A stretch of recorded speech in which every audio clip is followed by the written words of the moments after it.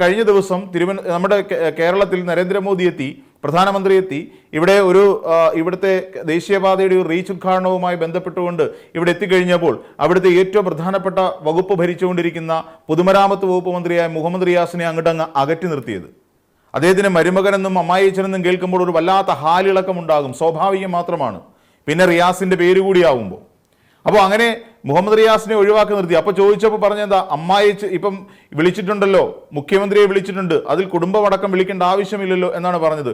അപ്പോഴും നമുക്ക് പറയാനുള്ള ഒറ്റ കാര്യമേ ഉള്ളൂ, മിസ്റ്റർ ചന്ദ്രശേഖരൻ, നിങ്ങളോടൊപ്പം നിങ്ങളല്ല, ഇവിടെ മുഹമ്മദ് റിയാസ് എന്ന് പറയുന്ന കരുത്തനായ ഒരു മന്ത്രിയാണ് നിങ്ങൾ വിളിക്കേണ്ടിയിരുന്നത്, പൊതുമരാമത്ത് വകുപ്പ് മന്ത്രിയെ.